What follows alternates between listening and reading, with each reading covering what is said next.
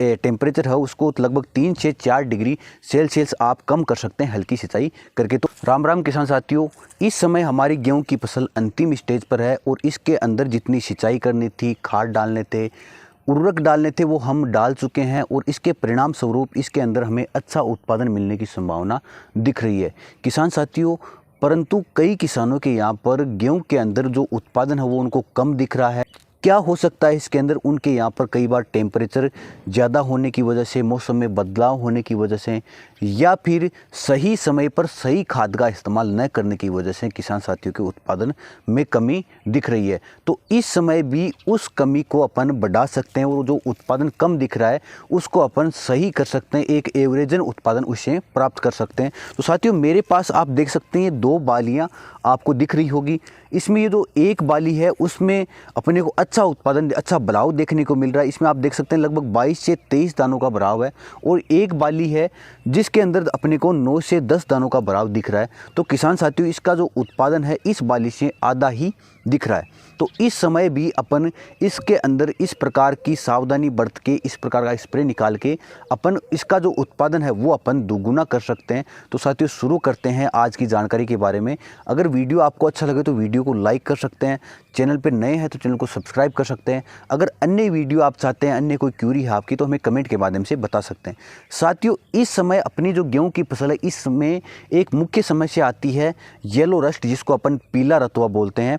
इसके अंदर फसल में जो एक प्रकार से चूर्णीय फफूंद, जिसको जो पीली चूर्णीय फफूंद होती है, उसका प्रकोप देखने को मिलता है। ये शुरुआत में कम जगहों में होता है और उसके बाद पूरी फसल में फैल जाता है और इसका नियंत्रण बाद में मुश्किल होता है। तो शुरुआत में आप गेहूं की फसल में विजिट करते रहे, घूमते रहे, तो जब भी कहीं आपको पीले रतुए की समस्या देखने को मिले तो उसका उपचार तुरंत करें। अगर उसका उपचार आप तुरंत कर देंगे तो आपकी फसल में उस रोग की वजह से नुकसान नहीं देखने को मिलेगा। इसकी उपचार की अपन बात करें तो आप अपनी फसल में अच्छे फंगीसाइड, जिस प्रकार से टेबुकानाजोल है, प्रोपिनोजोल है, इस प्रकार के जो फंगीसाइड है उसका इस्तेमाल आप स्प्रे के माध्यम से कर सकते हैं और जो येलो रस्ट की समस्या है उससे आप मुक्ति पा सकते हैं। अगर इसकी मात्रा की अपन बात करें तो 1 ml प्रति लीटर, मतलब जो 15 लीटर का जो टैंक होता है उसमें आपको 15 ml जो टेबुकानाजोल है या प्रोपिकोनाजोल है उसका इस्तेमाल करना है और उसके बाद अपनी फसल के अंदर स्प्रे कर देना है।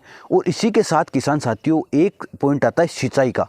इस समय आप के यहाँ पर जो टेम्परेचर है, वो तापमान है, वो बढ़ रहा है और बढ़ते तापमान को अपनी गेहूं की फसल वो अचानक से जो बढ़ा तापमान उसको सहन नहीं कर पाती है और उसके कारण अपने को उत्पादन है वो कम देखने को मिलता है। क्योंकि जो गेहूं के अंदर पोलिनेशन होता है, जो परागण होता है, उसमें अपने को कमी देखने को मिलती है। उसके अंदर जो पराग होते हैं, जो परागकण होते हैं, वो ज़्यादा तापमान की वजह से ख़राब हो जाते हैं।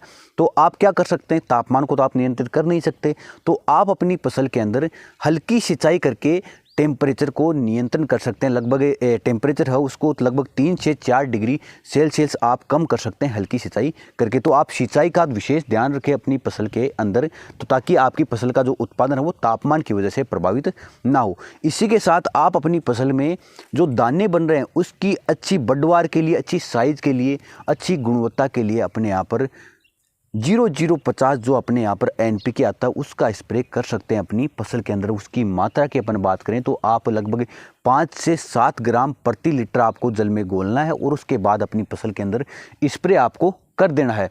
कई किसानों का सवाल होता है कि हम जो 0050 इस्तेमाल कर रहे हैं वो सिंचाई के माध्यम से क्यों नहीं इस्तेमाल कर सकते?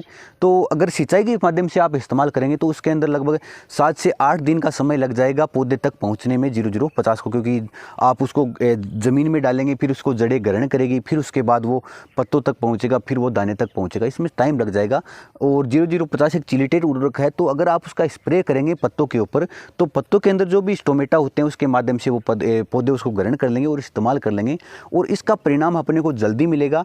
और जल्दी मिलने से अपनी जो गेहूं की जो बालियां बन रही है उसके अंदर दाने बन रहे हैं और उसकी गुणवत्ता में सुधार देखने को मिलेगा। इसके साथ ही उसकी साइज बढ़ेगी, उसका वजन बढ़ेगा। तो इसलिए अपने को 0050 इस्तेमाल करना, इस समय अपने को 0050 स्प्रे के माध्यम से ही इस्तेमाल करना है।